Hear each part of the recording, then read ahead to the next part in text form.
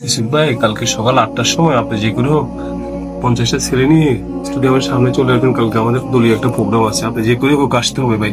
পোলাপানের অর্গানাইজের ব্যাপারটা পুরোটাই আপনার উপর আমি দিচ্ছি। আপনি খেয়াল রাখবেন পোলাপানের সকাল থেকে নাস্তা থেকে দুপুরে লাঞ্চ পর্যন্ত আমাদের ব্যবস্থা আছে। আমি সেদিন প্রোগ্রাম হইতে হবে।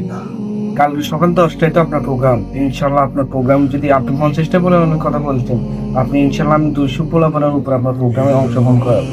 যদি কোনো গ্যাঞ্জাম হয়, কোনো সমস্যা হয়, আমি আছি, আপনি কোনো টেনশন নেবেন না জাহিদ ভাই। যদি আপনার কোনো ষড়যন্ত্র, কোনো বিরোধী দল থাকে, তাদের সাথে অ্যাকশন নেওয়ার জন্য যোগ্য আছে আমি ইনশাল্লাহ। আসলে ইউসুফ ভাই, আমাদের গ্যাঞ্জামে ঝগড়ার বিষয় না, বিষয় হচ্ছে মাইজি শহরটাকে কালকে আমরা আমাদের নিয়ন্ত্রণে আনতে হবে। কারণ শহরে শোডাউন দেওয়া মানে প্রত্যেকটা ছেলের হাতে যেন প্রস্তুতি থাকে যে কোনো সময় আমাদের উপরে আমাদের এন্টি পার্টিরা হামলা করতে পারে। আর ওরা যদি হামলা করে বা আমাদের দলীয় পোলাপিনে যদি আমাদেরকে হামলা করে, আমরা তাদের নামে বড়টাই দেখবে যে তারা আমাদেরকে হামলা করছে, তখন আমাদের ভিউ বাড়ে যাবে। আর থানা আমার কন্ট্রোলে থাকবে। আপনি এটা নিয়ে কোনো চিন্তাই করবেন না, প্রত্যেকটা ছেলে যেন তাদের প্রস্তুতি নিয়ে মাঠে নামতে পারে। ইনশাআল্লাহ জাহিদ ভাই, কালকে আপনার প্রোগ্রামে যদি কোনো ধরনের সমস্যা হয়, আপনার কাছে তো জেলা পুলিশরা, প্রশাসন আপনার কাছে বন্ধুক থাকে, আপনি তাদেরকে নিয়ন্ত্রণে আনতে পারবেন।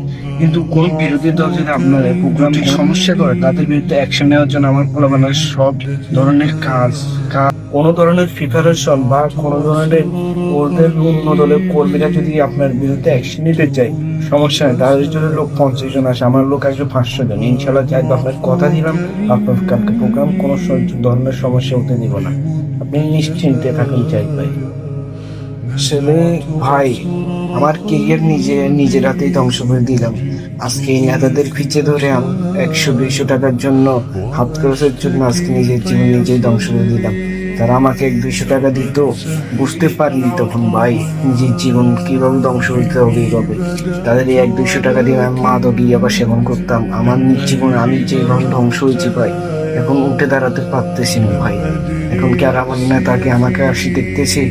আমার নেতা তো আমার ঘরে এসে দেখতেছেন, তার নেতা মিলা, তার মেয়ে মাইজি শহরে তার নেতা দিল, তার সময় তাই আমি নিজের কেরিয়ার শেষ করে দিলাম এই নেতার পিছিয়ে যাবে।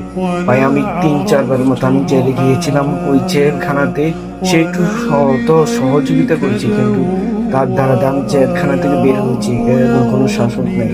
আমি আমার পরিবারের দ্বারা আমি জেলখানা থেকে বের হয়েছি। এখন আমার ভাই একটাই সিদ্ধান্ত ভাই, আমি আল্লাহর জন্য পরিবর্তন হয়ে নিজেকে দিনের উপরে কঠোরভাবে চলার এবং সহজ পথে চলার, সৎ পথে থাকার চেষ্টা করতেছি জাহিদ ভাই। বিশ্বাস করেন, আমি আর এখন কোনো নেতার পিছিয়ে ঘুরবো না। আমি বলি, শোনো যুবক ভাই, এ আমার ভাই, শোনো, এই নেতার পিছিয়ে কোনোদিন তোমার ধরে কোনো লাভ হবে না। এই নেতা তোমার নেতাই থাকবে। তুমি কর্মজীবনে তুমি মনোযোগ দাও, তোমার জীবনকে পরিবর্তন করতে সিদ্ধান্ত নেয়। এখনো সময় আছে, আসো ভাই, নিজেকে দিনের উপর নিয়ে আসো, নিজেকে পরিবর্তন করে ফেলো, আল্লাহর উপর বিশ্বাস রাখো। ভাই, আমরা যে কথাগুলো বলছি আমাদের দেশের রাজনীতির প্রেক্ষাপটের উদ্দেশ্যে মানুষকে সচেতন করার জন্য প্রোগ্রামের আগে এই অর্গানাইজগুলো চলে।